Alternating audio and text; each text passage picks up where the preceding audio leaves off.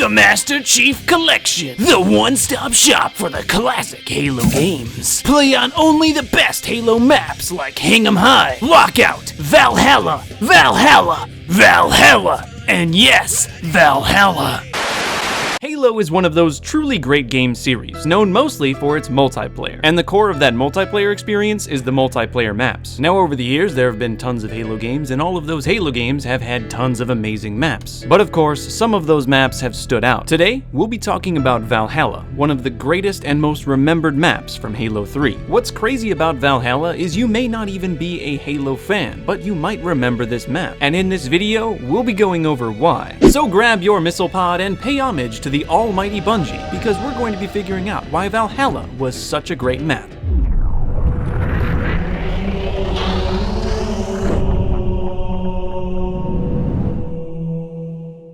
The Halo 3 map Valhalla remains one of the most popular maps across all of the Halo games. Halo 3 has been around for over 10 years, so chances are most of you watching this video have some sort of memory on this map. When I think of this map, one thing does come to mind. You see, I've been making YouTube videos about Halo for well over 10 years now, and only very recently have I grown and reached a good popularity in the Halo YouTube community. And earlier this month, I reached 100,000 subscribers. But how does this relate to Valhalla? Well, the gameplay you're watching of Valhalla right now is recorded on the MCC in 4K thanks to my new 4K capture card. I was able to purchase this capture card with the funds that I received from YouTube. But almost 3 years ago, with the first ever check that I ever got from YouTube, I purchased my old capture card. And I uploaded a video titled "Thank you all for this capture card. I couldn't have done it without you." Now that video only has 150 views, and it's really not that great. But the background gameplay is of Valhalla. And every time I see and play on the map Valhalla, I'm reminded of those old YouTube memories. It's really amazing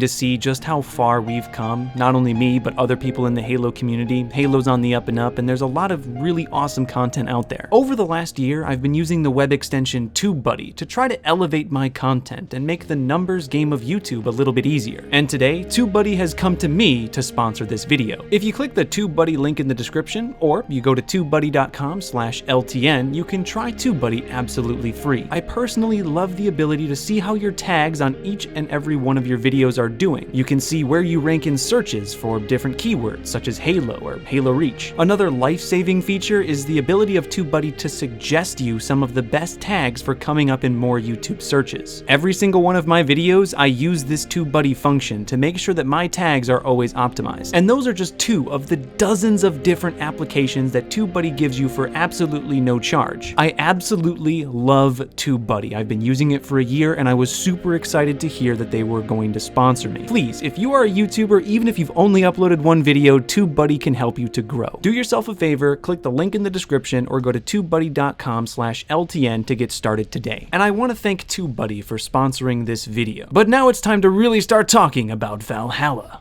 The Halo 3 map Valhalla gets its name from Norse mythology. In Valhalla, the dead join the masses of those who have died in combat. Each day, warriors of Valhalla fight each other and enjoy the thrill of battle, and during the night, they heal their wounds and feast. And if you think about it, this is very similar to how Halo's multiplayer works to begin with. You respawn and die, just to respawn and die again. Interestingly, when this map was first designed, it was originally thought that it was going to be a snow map, but because of the map Snowbound in Halo 3, Bungie decided to take away the snow on Valhalla. However, you can still see snow in places that you probably shouldn't be seeing snow, like near the base of the waterfall and atop of the cliffs. There's even a mountain in the background of Snowbound that looks similar to a mountain in the background of Valhalla. Maybe some similar background art was used on both maps. And if you played Valhalla on the original Xbox 360, at different times of the year there would be different texts in this location. For example, this Rest in Peace tombstone would show up around the walls of Valhalla during Halloween. And this tradition stayed even in the fan-created Halo game El Dorito. Valhalla is also one of the few color-coded maps in all of the classic Halo games. If you've played Halo 4 and especially Halo 5, you're used to color-coded maps, there being a blue side and a red side. If you come to the bottom of the bases in Valhalla, you will see either red or blue lights depending on which base you're in. What's interesting about this though is that Bungie actually switched the bases. Yeah, blue team actually spawns in the red base, and the red team actually spawns in the blue base. Next time you play Valhalla, go check it out. It's pretty funny. Here's another ancient technique that's also fairly funny, and this technique involves the flag. If you're playing the game mode Capture the Flag on Valhalla and have managed to take the flag, take it to this fusion coil here. You're going to want to drop the flag inside of this fusion coil, but be careful, you have to make sure your placement's pretty much perfect. You'll want to make sure that the flag is inside the center of the fusion coil, touching the yellow bits and on this side. As you can see, it doesn't have to be totally centered. Once you're confident with your placement, jump back into the base, shoot the fusion coil, and watch the flag fly. If you do this correctly, you will shoot the flag way up into the air, like really far. I'm flying as fast as I can here in theater and you can hardly even see it. And if you do this correctly, you can actually have the flag land at the back of your base. No longer will you have to flag juggle all across the map in order to get those juicy points. Sure, the strategy's a bit cheesy, but think about how hard this would be to actually pull off with 8 other people trying to kill you. Bungie stopped this technique from ever being used in matchmaking by removing the fusion coil in any Valhalla matchmaking variants. I never really understood why they did that. This technique is really amazing, and if you were to pull it off, the other team definitely deserves a teabag.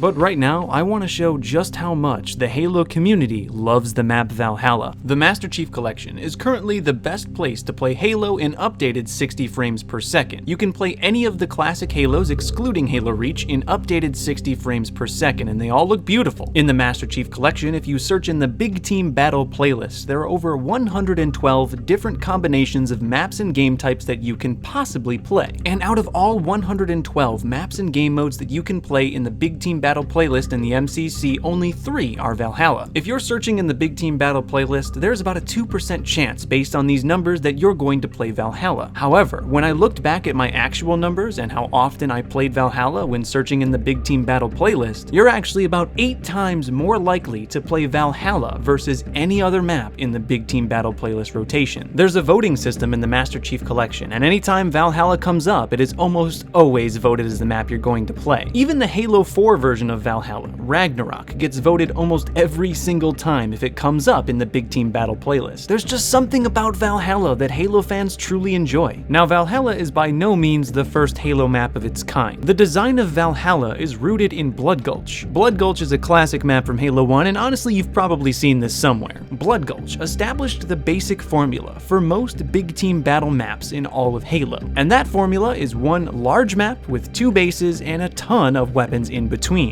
But just because a map is large and has bases doesn't necessarily mean it's going to be a good map. And while I think Blood Gulch was the first Halo map to use this formula well, I think Valhalla was the first Halo map to perfect it. Because of Valhalla's design and geography, almost every area in this map is cut off from the other areas of the map. Sightlines are poor, so even though Valhalla is large, there are few areas that allow the player to see large portions of the map. Because of this, players are rarely killed from across the map from someone they can't even see. It creates pockets of turmoil between teams instead of one large congealed battlefield. Halo gameplay and gunfights are best in close to medium range, and the geography of Valhalla ensures that even though the map is large, players will still primarily be fighting in close to mid-range. It's honestly one of the reasons that King of the Hill remains to be my favorite game type to play on Valhalla. However, there is an exception to Valhalla's compartmental design, and that is the Middle Hill. Known to many as the place where boys become men, the Middle Hill of Valhalla is the only area on the map where the player can see the entirety of the map around them. Unless, of course, you count wasting a Banshee to sit on top of the pylons. I mean, it's a great sniper spot, but you're kind of a jerk for wasting the Banshee. This Middle Hill is the best power position on Valhalla, and Bungie designed the map so that players are shepherded to this location even if they don't know any better. Man cannons, vehicles, and the overall design of Valhalla lead players to the middle of the map, where they will either die a miserable death or conquer the hill in victory. Every aspect about Valhalla's design leads players towards the Middle Hill, even if you have no idea what you're doing. Back in the Halo 3 days, our Spartans couldn't sprint, and there were no other armor abilities to increase your Spartan's movement. And even though in Halo 3 we weren't able to sprint or thrust or any of the new abilities that we've become accustomed to in the newer Halos, you are still able to get around Valhalla very quickly, sort of a testament to the beautiful design of the classic Halos. However, the Halo 3 map Valhalla has been remade in the new updated Halo games with sprint and armor abilities. And even in the updated games, Valhalla plays very well. Though I do notice that when I play on the Valhalla remakes in Halo 4 and Halo 5, the flow of of the map just isn't as good. The man cannons that could shoot you across the map on Valhalla were an integral part of its design, but in Halo 4 and 5 you don't really need them because you have sprint. Why pay any attention to the middle hill if you can just jetpack up to it anyway? I don't want this to be a debate over the classic and the newer versions of Halo. I think they both have really awesome things about them, though I do believe it is impossible for Halos 4 and 5 to get a similar feel to Halo 3's Valhalla because of the design of their sandbox. But thanks to all of Bungie's design choices, when you're playing Halo 3 Valhalla, the gameplay will flow as smoothly as the waterfall. Let me know down in the comment section of this video what you love about the Halo 3 map Valhalla. I love reading comments, I read all of my comments, and it's still my favorite part about YouTube, so please let me know what you loved about Valhalla down below. If you liked this video, please actually hit the like, the thumbs up, whatever you want to call it. It really helps me out, seriously. Hit that like button if you enjoyed the video. Also, again, to shout out the sponsor of this video, TubeBuddy. If you are a YouTuber yourself and want to get a little bit of an edge, please click the TubeBuddy link down in the video description. I've used the TubeBuddy service for over a year now, and it's helped me to grow my channel past 100,000 subscribers. Again, thank you TubeBuddy for sponsoring me and this video. If you'd like to see more of my content when it actually comes out, you can subscribe to my channel for free. Doesn't cost you anything, I'm giving it away. Click the LTN logo in the left to subscribe now. And if you click the thumbnail video link on the right, you can find out why Cortana in Halo 3 is such a hard mission. I want to thank you all for watching this video.